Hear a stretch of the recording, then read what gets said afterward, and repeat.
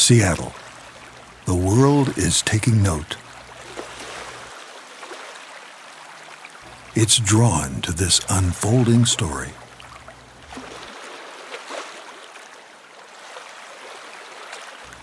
So where does the story of Seattle start? When did it all begin?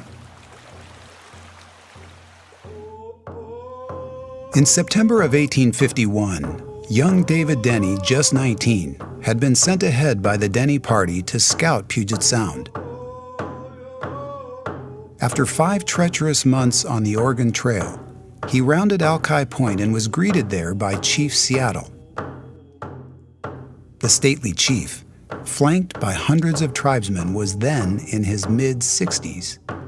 As these two gazed across the bay, could they have known what Seattle would become?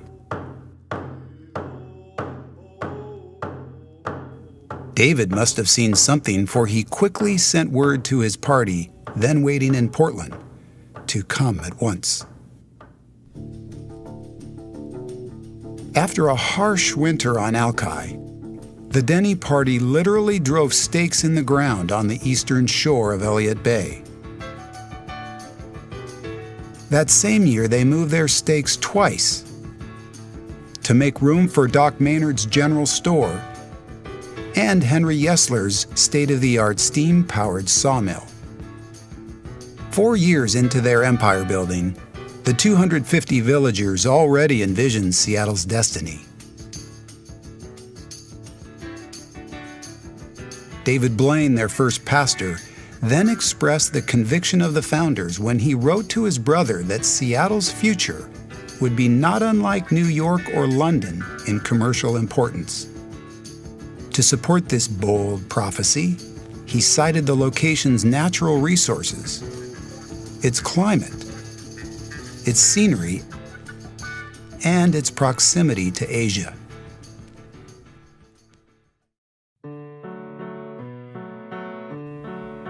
From the outset, a spirit of innovation reigned in Seattle. From Yesler's sawmill to the birth of countless new industries. Some view this pioneering spirit as rebellion or lawlessness.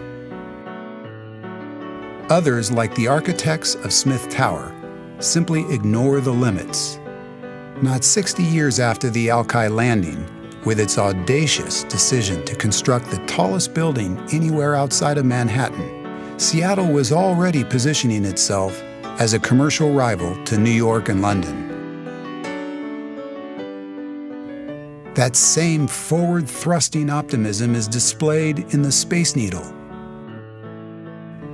in hosting the World's Fair, and in today's pioneers in business and industry.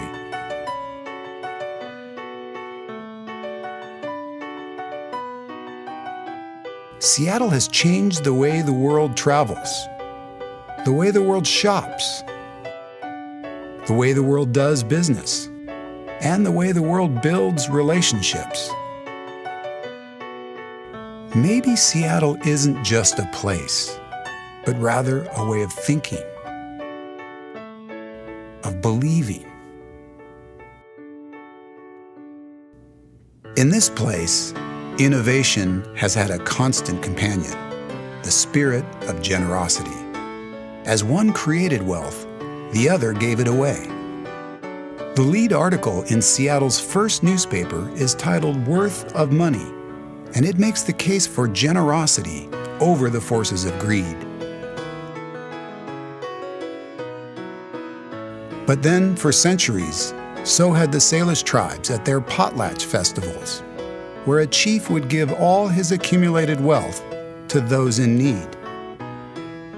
David Denny's extraordinary generosity supplied land for Seattle's first park and its oldest charity. Remarkably, on his original homestead stands the foundation headquarters of a native son, now poised to be the greatest philanthropist in human history. Committed to giving away his riches, he challenges billionaires around the globe to do the same. Generosity is in our soil. Seattle's worldwide influence reaches all aspects of life and culture. Even the prayers of nations have been inspired and shaped by a movement conceived in the heart of downtown. Nearly a century ago, one Seattle man recognized the value of convening leaders in business and government for breakfast, to humble themselves and pray. He ultimately carried that vision throughout America, all the way to the White House.